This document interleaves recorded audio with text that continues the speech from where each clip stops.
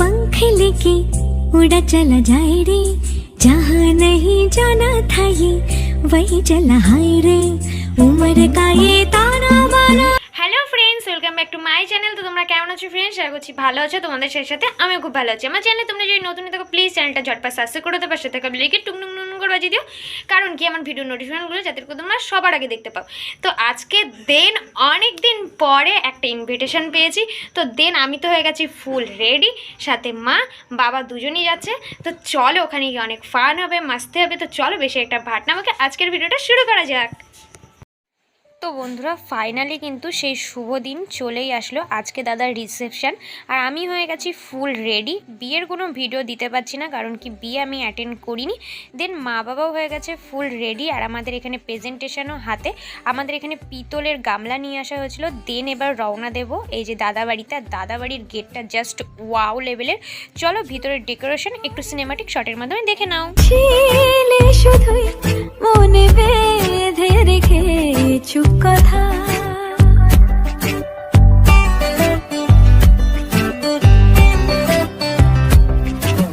চুপ করে তুই কেন ছিলি শুধুই মনে। আজকে দাদা বাড়ির ডেকোরেশনটা কেমন লাগছে অবশ্যই কমেন্টে জানিও, আর তার সাথে আমাকে কেমন লাগছে সেটাও কমেন্টে জানাতে একদমই ভুলো না। তো চলো এবার যাওয়া যাক বৌদি ভাইয়ের কাছে। দেন আমরা এই যে ভিতরে রওনা দিয়েছি, ভিতরের ডেকোরেশনও ছিল জাস্ট ওয়াও। আর এই যে হচ্ছে দা ভাই আর বৌদিমণি, আমাদের বৌদিমণিকেও কিন্তু কিউট দেখতে লাগছে, কারণ কি নর্মালে যেমনটা দেখেছি তাছাড়া কিন্তু সামনাসামনি আরও বেশি কিউট। আর পিছনে দেখলে পিছনে হচ্ছে ওটা বৌদি ভাইয়ের জামাইবাবু হয়। আর এই যে মা বাবাকে আর নিতে পারলাম না, বাবা সব জায়গায় আমার সাথে থাকে না, আর ক্যামেরার সামনে তো একদমই নয়, কী আর করা যাবে বলো। দেন আমরা এখানে বৌদি ভাইয়ের কিছু ফটো শ্যুট করছিলাম আর কিছু রিলস বানাচ্ছিলাম, সেগুলো তো তোমরা ইনস্টাগ্রামে আগেই দেখে নিয়ে। আর এখনও যারা দেখোনি অবশ্যই আমার ডেসক্রিপশানে লিঙ্ক দেওয়া আছে, ওখান থেকে ইনস্টাগ্রাম আর ফেসবুক পেজটা অবশ্যই একবার ভিজিট করে এসো। আর বৌদি ভাইয়ের এখানে ফটো সেশন হচ্ছিল। দেন আমরা এখান থেকে এবার চলে এসেছি স্টলে। আর এখানে ফার্স্টেই পেয়ে গেছি পানের স্টল। তো পানের এই কালারগুলো এরকম হয়ে যাওয়ার পিছনে কারণ আছে, কারণ কি এখানে লাইটের ফোকাসটা পড়ার কারণে কিন্তু পানের কালার ওরকম হয়ে গেছে। দেন এখানে কফি, দেন তারপরে এই যে ফুচকা, আর এই পাশে ছিল কিন্তু পকোড়া, যেটার ক্লিপ তোমাদের সাথে শেয়ার করা হলো না। তো দেন এবার খাবার প্যান্ডেলে চলে এসছে। আর এখানের মেনুটা চলো তোমাদের মেনু কার্ড থেকে একবার জলদি দেখিয়ে দেওয়া যাক। এই হচ্ছে ফাইনালি মেনু কার্ড। আর আমার দা ভাইয়ের নাম হচ্ছে সৌভিক, আর বৌদিমণির নাম হচ্ছে মধুমিতা। তো মেনু টেনু দেখা কমপ্লিট। তো চলো এবার একটু খাওয়া দাওয়া করে নিয়ে যাক। আর বাবাকে দেখবে, আমার বাবা পাশেই বসে আছে, কিন্তু ক্যামেরাটা ঘোরাতে পারছি না ভয়ের জন্যে। বাবাকে প্রচণ্ড ভয় পাই, প্রচণ্ড ভালোবাসি, আর বাবা ক্যামেরার সামনে একদমই নয়। তো ফার্স্টেই ছিল চিকেন সাটে, নানপুরি, বেগুনি, এগুলো দিয়ে খাওয়াটা মোটামুটি কমপ্লিট করেই কিন্তু আবার চলে এসেছি দা ভাই আর বৌদি ভাইয়ের কাছে। তো মোটামুটি আজকে রিসেপশন কমপ্লিট, এবার বাড়ির উদ্দেশ্যে রওনা দেবার। এখন বাজে মোটামুটি 2টো। তো চলো এবার বাড়িতে যাওয়া যাক। বন্ধুরা গুড মর্নিং। তো আজকে সকাল সকাল উঠে রেডি হয়ে গেছি, মানে স্নান টেনান পুজো সব ডান। তো আজকে স্পেশালি আমি তোমাদের সাথে একটা রান্না শেয়ার করবো। কালকে গেছে হচ্ছে বিয়ে, আজকে হচ্ছে নেক্সট দিন। তো আজকে নেক্সট দিনে আমি একটা রান্না শেয়ার করবো। রান্নাটা খুবই ইজি, তোমরা কম বেশি সবই জানো, বাট আজকে এই রান্নার মধ্যে রয়েছে একটা ইউনিক টুইস্ট। তো চলো বেশি এটা লেট না করে আজকে রান্নার টপিকে ফেরা যাক।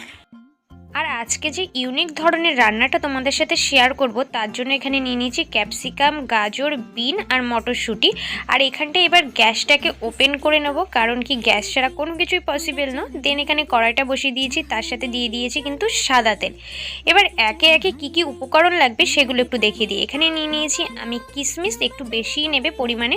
আর এখানে নিয়ে নিয়েছি শ্রী গোপালের ঘৃত, মানে ঘি। তোমরা 150 ml নিলেই হয়ে যাবে, দেন কমপ্লিট হয়ে যাবে। আর এখানে কিন্তু তেলের মধ্যে এবার আমি ফার্স্টেই দিয়ে দেবো হচ্ছে গাজরটা একটু ভালোভাবে ভাজা হয়ে গেলে তারপরে একে একে কিন্তু সমস্ত কাটা সবজিগুলোকে দিয়ে দেবো। আর এখানে এই যে আর নিয়ে নিয়েছি হচ্ছে কাজু বাদাম। এবার কি রান্না হবে সেটা কি আই থিঙ্ক বুঝতে পারছো, একটু পরেই বুঝতে পারবে, সেটা আমি তোমাদেরকে বলে দিচ্ছি। আর এখানে এই যে সবজিগুলোর মধ্যে ফার্স্টে আমি গাজর, দেন তারপরে এখানে দিয়ে দিয়েছি বিনস। আর গাজরটা একটু ভাজা হয়ে এলেই কিন্তু পরিমাণ মতো দিয়ে দিচ্ছি এখানে নুন। তোমরা স্বাদ মতো যে যেরকম খাবে সে সেরকম দিতে পারো। দেন এই যে দেখো মোটামুটি ভাজা হয়েই এসেছে। আর আমি কিন্তু এর মধ্যে ক্যাপসিকাম আর মটরশুঁটিটা দিয়ে দিয়েছি। দেন এবার কাজু কিশমিশটাও দিয়ে দিচ্ছি, একটু ভেজে নিয়েই নামিয়ে দেবো। আর তারপরে দিয়ে দিচ্ছি যে জয়িত্রী, জয়িত্রীটা দেবে একদম লাস্টে, বেশি একটা ভাজবে না। এবার নামিয়ে নিয়েছি আর এবার দিয়ে দেবো ভাত। এবার তোমাদেরকে একটু বলি ব্যাপারটা কি আর ইউনিক রান্নাটাই বাকি। আমি আজকে বানাচ্ছি ফ্রাইড রাইস, কিন্তু ইউনিক কেন বলেছি সেটা তোমাদের সাথে এবার একটু শেয়ার করি। তোমরা কম বেশি বাসমতি চালের ফ্রাইড রাইস তো কম বেশি সবাই খাও, কিন্তু বাড়ির সরু চাল বা মিনিকেট চালের ফ্রাইড রাইস কেউ কখনো খেয়েছো? একবার এরকম করে বানিয়ে অবশ্যই খেয়ে দেখো, তার স্বাদই থাকবে অসাধারণ। তো আমি ঘিটা দিয়ে দিলাম আর তার সাথে অল্প অল্প করে ভাতগুলো দিয়ে নাড়তে থাকবে। আর অল্প অল্প নাড়াচাড়া করে নামিয়ে নিয়ে গরম গরম পরিবেশন করো এই রেসিপিটা।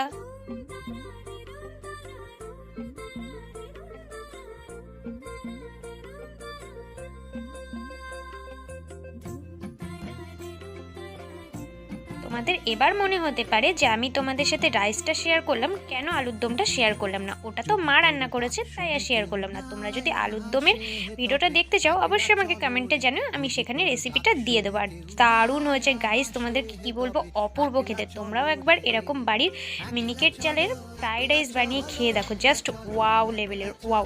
তো চলো এবার দেখানো যাক যে ভাতের কালারটা কেমন এসছে। দেখছো এখানে কি দুর্দান্ত কালারটা এসছে, মানে কোনো তুলনাই নেই, উফ কোনো কথাই হবে না। তো এই ভিডিওটা কেমন লাগলো অবশ্যই কিন্তু কমেন্টে জানিও। বন্ধুরা আজকের ভিডিওটা এখানেই শেষ করছি, তোমাদের সাথে দেখা হচ্ছে নেক্সট ভিডিওতে। ততক্ষণ ভালো থেকো, সুস্থ থেকো, love you all friends, tata, bye by.